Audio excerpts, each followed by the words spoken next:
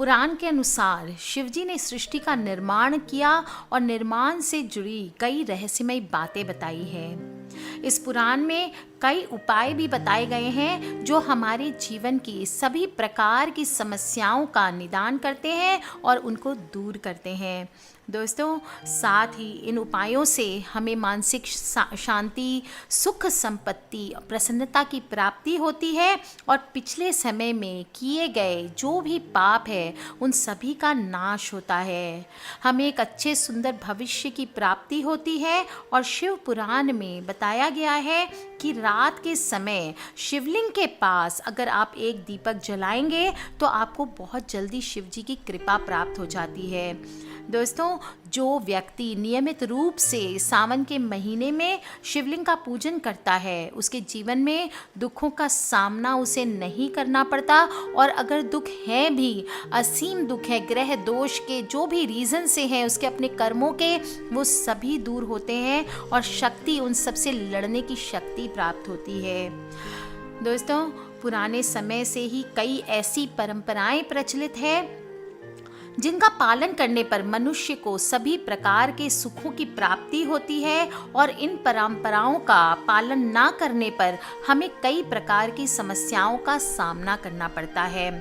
शुभ फलों की प्राप्ति के लिए ये परंपरा प्रचलित है कि प्रतिदिन दिन में आप शिव जी पे थोड़े से तिल डाल करके, काले तिल डाल करके, गंगा जल डाल करके शिव जी को जल से अभिषेक करें। आप चाहें तो पंचामृत से करें, दूध, दही, गन्ने के रस आदि से करें, नहीं तो सिर्फ आप कम से कम जल 1 लोटा बाबा को ज़रूर अर्पण करें। और अगर आपने पिछले कोई पाप किए या आपको लगता है कि भुगत ज़्यादा है, आपने अभी अच्छे कर्म कर रहे हैं पर आपको ऐसा फील होता है कि पिछले जन्म में आपसे शायद जाने अनजाने कोई पाप हुए हैं, तो इसके लिए आप काले तिल डाल करके बाबा को रोज़ 1 महीने तक अर्पण करें। और शुभ फलों की प्राप्ति के लिए प्रतिदिन रात्रि के समय शिवलिंग के पास, चाहे वो शिवलिंग मंदिर में हो या आपने घर पे स्थापित किया हुआ हो शिवलिंग, उनके समक्ष आप दीपक लगाएं। दोस्तों, अगर आपने इसके पीछे एक बहुत प्रचलित कथा भी है, वो भी मैं आपको बताऊंगी, पर ध्यान रखें अगर आपके पास शिवलिंग नहीं है, आप अपने घर के गमले में से थोड़ी सी मिट्टी ले लें और उससे छोटे छोटे मिट्टी के स्वरूप शिवलिंग के, पार्वती के, पूरा शिव परिवार एक छोटे से प्लेट में बना करके रोज उसका पूजन करें। दोस्तों, रात के समय दीपक लगाने से जुड़ी हुई एक बहुत ही प्राचीन कथा है, वो मैं आज आपको बता देती हूँ। कथा के अनुसार प्राचीन काल में गुणनिधि नाम के व्यक्ति बहुत गरीब था और रात को भोजन की खोज में लगा हुआ था, और दिन रात खोज करते करते इतनी आधी रात हो गई और एक शिव मंदिर में वो पहुंच गया।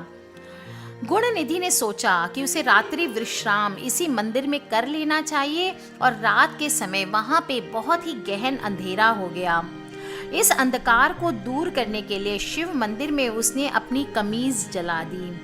रात के समय भगवान शिव के समक्ष प्रकाश करने के फलस्वरूप से उस व्यक्ति को अगले जन्म में देवताओं के कोषाध्यक्ष कुबेर देव का पद प्राप्त हुआ।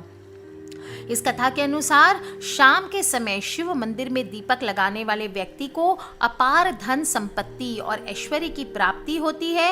अतः नियमित रूप से रात्रि के समय किसी भी शिवलिंग के सामने एक दीपक आपको जरूर लगाना चाहिए। विशेष रूप से सावन के महीने में ये उपाय बहुत जल्दी शुभ फल प्रदान करता है, और दीपक लगाते समय आपको ओम नमः शिवाय इस मंत्र का जप करना चाहिए। दोस्तों, जल धारा से अभिषेक करें। भगवान शिव को जल धारा अति प्रिय है, इसलिए शास्त्रों में बताया गया है कि जल व पंचामृत धारा से शिव जी का अभिषेक करने पर शिव जी की विशेष कृपा की प्राप्ति होती है, विभिन्न कामनाओं की पूर्ति होती है, और अभिषेक करते वक्त शिव मंत्र बोलते बोलते आपको पूजा करने से, अभिषेक करने से चमत्कारी फलों की प्राप्ति होती है। दोस्तों, ओम नमः शिवाय इस मंत्र का जप करते जाएं। घी चढ़ाएं। घृत यानी घी की धारा से अभिषेक करने पर वंश की वृद्धि, विस्तार और रोगों का नाश होता है। इस उपाय के साथ ही डॉक्टर द्वारा बताई गई, अगर आप बहुत ज़्यादा बीमार हैं, डॉक्टर ने जो दवाइयाँ बताई है वो दवाइयाँ भी नियमित रूप से लेते रहें। साथ साथ घी द्वारा अभिषेक करें। आप देखेंगे कितनी जल्दी आपकी बीमारी, लाइलाज बीमारी भी ठीक होने लगती है। दोस्तों, दूध से बाबा का अभिषेक करना चाहिए। जल में दूध मिलाकर या केवल जल से भी या केवल दूध से भी शिव जी का अभिषेक किया जाता है। दूध से अभिषेक करने पर विशेष फल की प्राप्ति होती है। कहते हैं भगवान शिव को दूध की धारा से अभिषेक करने से मूर्ख व्यक्ति भी बुद्धिमान हो जाता है, और अगर आपके घर में बहुत बुरी तरह से कलह होते हैं तो वो भी दूर हो जाते हैं। दोस्तों, कुंडली के ग्रह दोष दूर करने के लिए नियमित रूप से शिवलिंग पे कुछ चीज़ें हैं जो हमें चढ़ानी चाहिए। अगर आपकी कुंडली में सूर्य दोष है या काम धंधे में आपके ज़्यादा प्रॉब्लम्स आती है, कर्जा लेन देन आदि की समस्याएं ज़्यादा है, तो आपको शिवलिंग पर लाल और पीले रंग के फूल अर्पित करने चाहिए।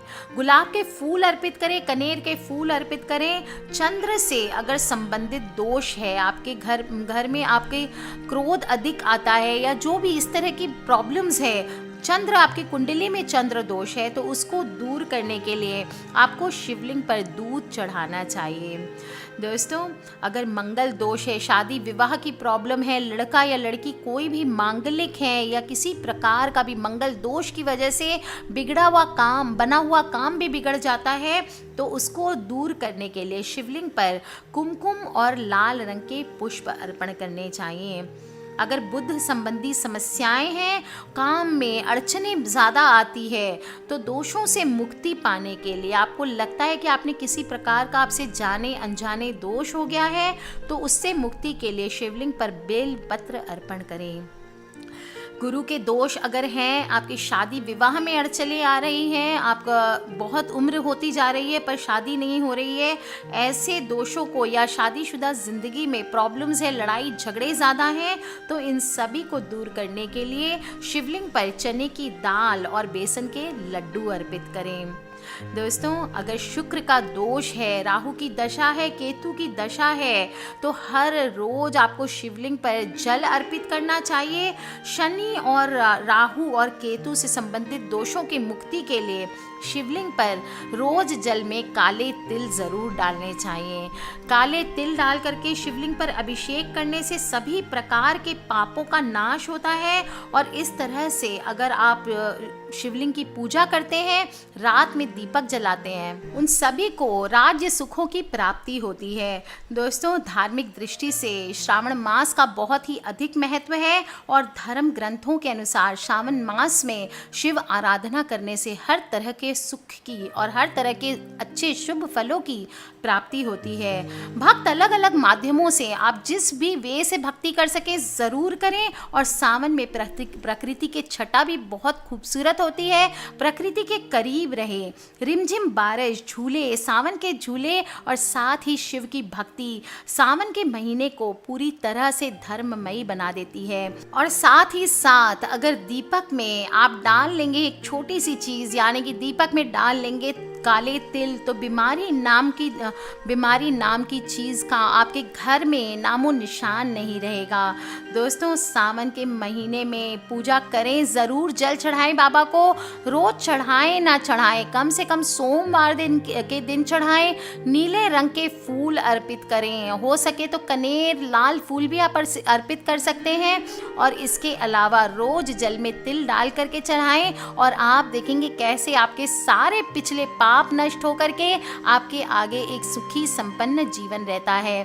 दोस्तों, आज के लिए इतना ही। अपने फ्रेंड्स, फैमिली, अपने जो भी अपने परिवार वाले हैं, भाई बहन, मम्मी पापा, बच्चे, भाभी, ननद, जो भी है, इन सबके साथ इन वीडियोस को शेयर ज़रूर करें दोस्तों, क्योंकि हमें नहीं पता कौन सी वीडियो कब किसकी लाइफ बदल दे।